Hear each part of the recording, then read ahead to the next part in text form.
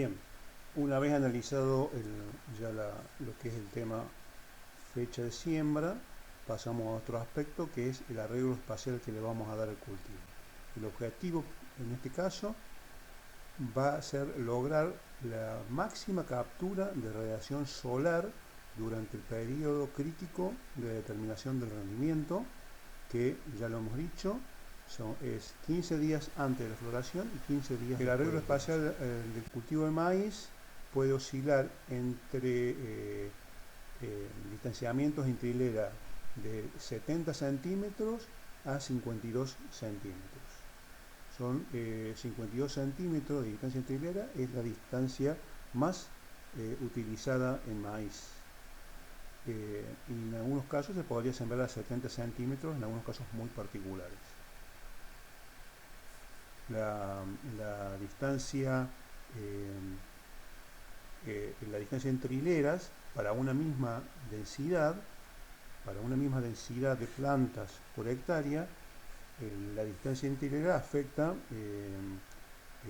algunos aspectos. Por ejemplo, a 70 centímetros va a haber una mayor demora en lograr la máxima cobertura del cultivo.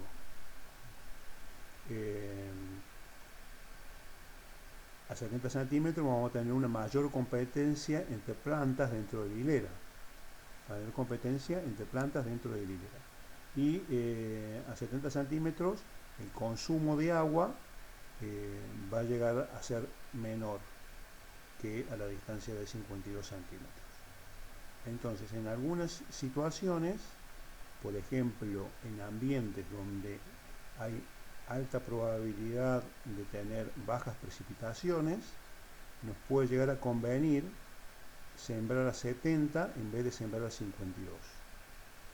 Aunque bueno, como le dije anteriormente, a 52 centímetros de distancia es la distancia más utilizada en los sistemas de producción de Argentina.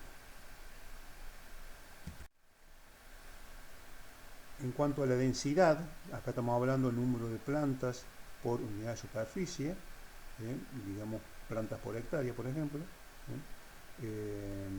y cómo se relaciona con el rendimiento. Vamos acá a distinguir tres situaciones distintas.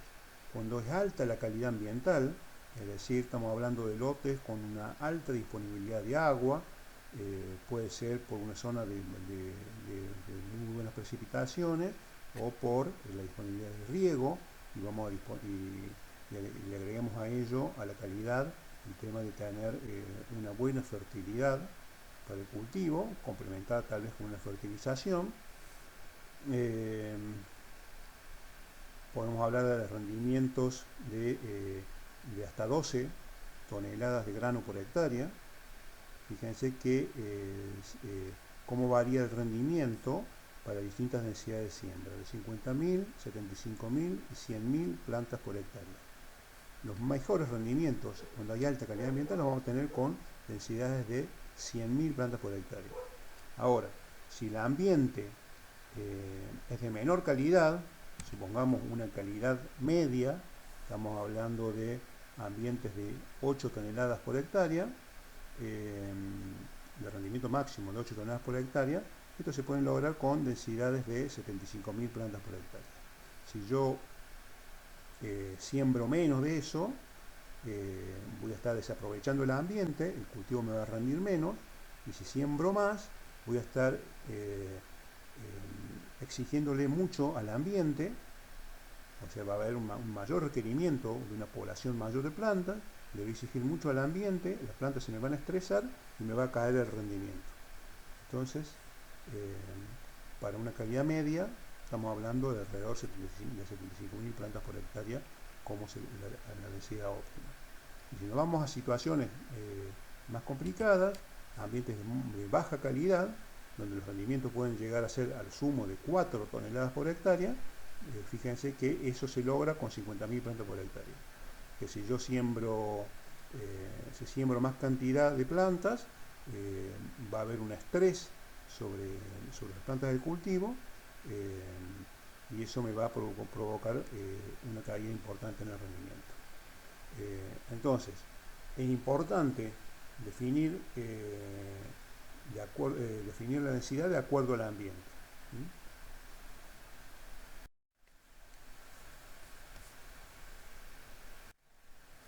Para determinar cuál es la densidad adecuada para, para el cultivo de maíz, eh, quizá lo más recomendable es hacer las consultas a los catálogos de semillas de los distintos criaderos, semilleros que hay en Argentina. Esos catálogos publican, como en este ejemplo, por ejemplo acá tenemos la marca de semillas de cal, que nos presenta cuál es la densidad de plantas recomendada. Acá estamos hablando de plantas por metro cuadrado para sus distintos productos, sus distintas semillas y para distintos rendimientos o rangos de rendimiento. Digamos, todos los semilleros presentan tablas de estas características,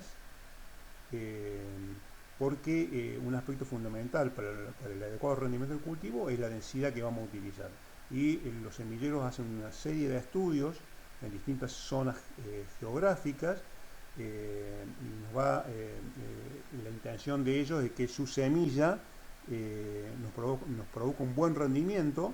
Por lo tanto, ellos ponen mucho énfasis en determinar cuáles son las mejores densidades para cada zona del país.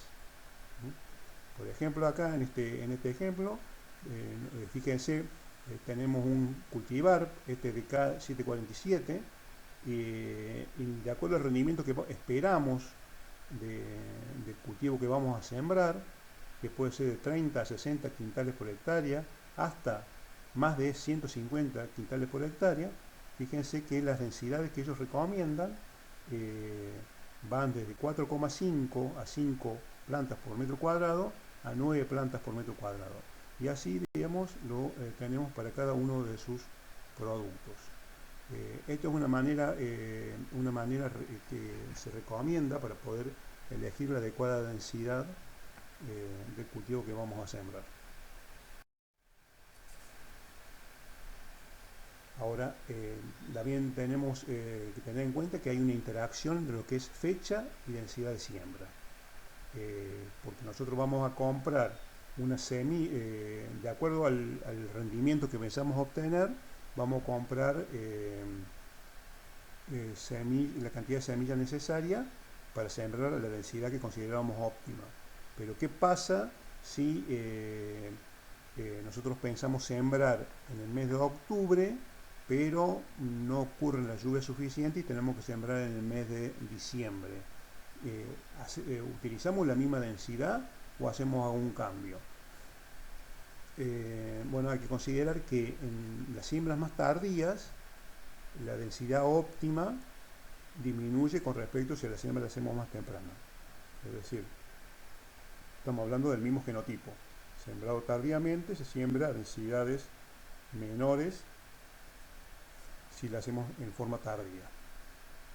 Esto está dado porque en las siembras tardías el periodo vegetativo de la planta ocurre con elevadas oferta del ambiente para su crecimiento, o sea, las plantas crecen más y aumenta la competencia intraespecífica con respecto a las siembras tempranas. Entonces, conviene, ante una mayor competencia intraespecífica, conviene disminuir la densidad de siembra. Y esto, digamos, en general se maneja un porcentaje de un 10% menos de densidad. Es decir, que si nosotros pensábamos sembrar 10 plantas por metro cuadrado en octubre, y si lo tenemos que sembrar en diciembre, sembraríamos 9 plantas por metro cuadrado. Bueno, y ese efecto, digamos, de la competencia intraespecífica se exacerba en aquellos genotipos que son sensibles al fotoperiodo. Pero esto es digamos, por ahí no se lo considera, porque es muy difícil que en los catálogos de semillas nos indiquen si el genotipo es decir, cada genotipo es sensible o no es sensible al fotoperiodo. Bueno, Una buena siembra la podemos considerar cuando la diferencia entre la cantidad de plantas o la cantidad de semillas que nosotros ponemos y las que emergen es mínima. Es decir, si sembramos 80.000 semillas por hectárea y obtenemos 80.000 plántulas, eso nos está indicando una eficiencia del 100%. También es una buena siembra lograr una adecuada distribución de las plantas y que esa distribución sea uniforme, y eso tiene que ver mucho con el funcionamiento de la máquina sembradora. También es importante que el tiempo transcurrido desde la siembra a la emergencia sea el mínimo para toda la población de plantas. Eso hace que las semillas estén menos tiempo en contacto con el suelo y por lo tanto evitar alguna pérdida que se pueda producir por algún patógeno, por algún insecto. Y aparte, y no está puesto acá, es importante también la uniformidad temporal. Si una semilla emerge antes que otra, lo que va a hacer es que la planta que salió primero va a ejercer dominancia sobre la planta del lado que salió más tarde, y eso aumenta la competencia intraespecífica entre las plantas, y en el caso de maíz es muy perjudicial. Bueno, este es un estudio en el cual se analiza la desuniformidad espacial y temporal. Vamos a ver que este sería el caso de una uniformidad temporal y espacial perfecta. Todas las plantas salen a una distancia, valga la redundancia, equidistante, y todas salen al mismo tiempo. Es decir, acá tenemos la máxima eficiencia. Hacia la derecha vamos a ver lo que es la desuniformidad temporal, es decir, plantas que van saliendo más tarde, es decir, que son más chicas, y otras que salen muy tarde, que son todavía más chicas que las anteriores. Es decir, en el sentido horizontal analizamos la desuniformidad temporal, y en el sentido vertical se analiza la desuniformidad espacial.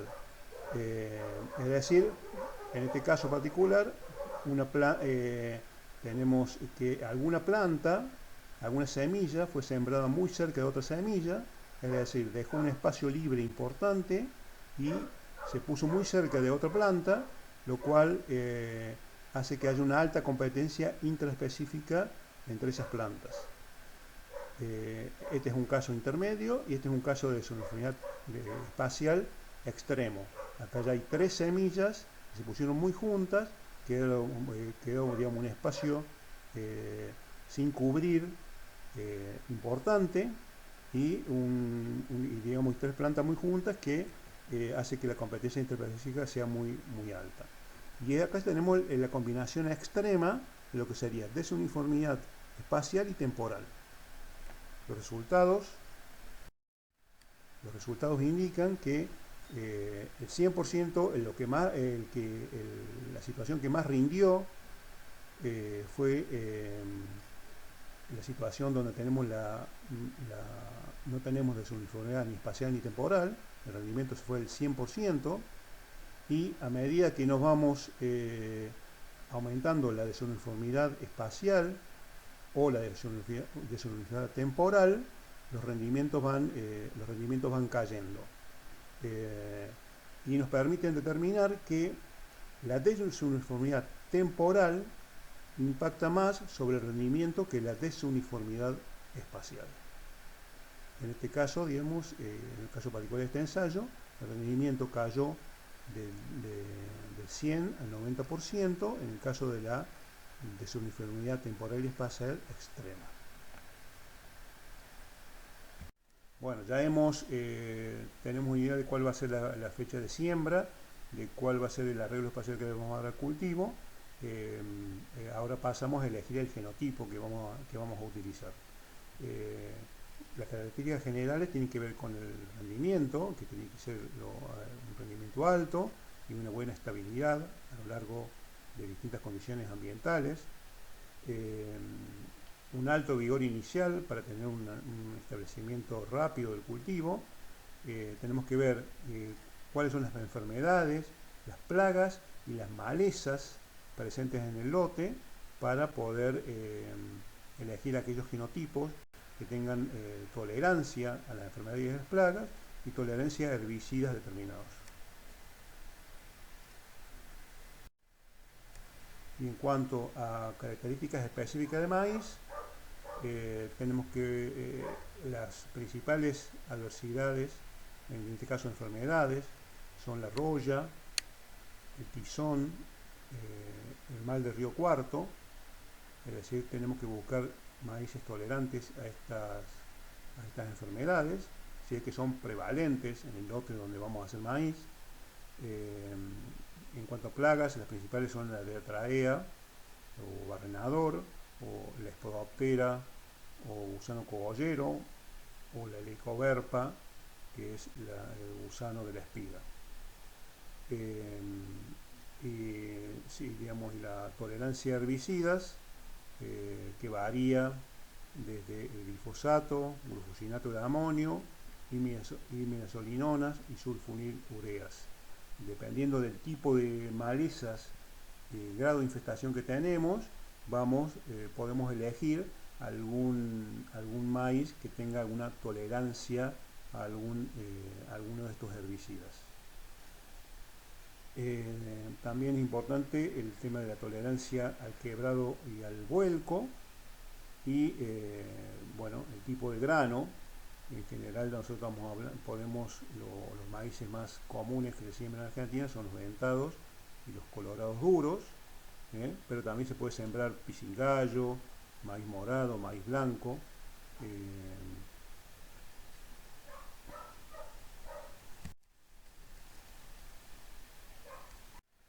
Bueno, en la Argentina la mayoría de los maíces que se siembran son transgénicos. También hay maíces convencionales que no han sido modificados genéticamente, pero la mayoría son transgénicos.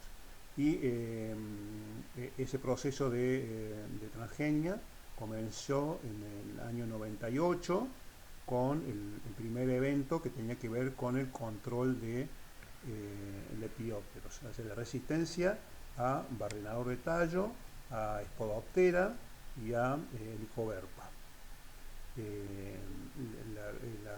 Son los conocidos como maíces BT. Ellos fueron los primeros en aparecer. Después se agregaron algunos otros tipos de eventos, como el control, como la resistencia a coleópteros que afectan las raíces del maíz, o resistencia a determinados herbicidas, pero en general, digamos, al maíz BT se le agregaba otra resistencia. Eso es lo que se llama evento doble apilado. Y después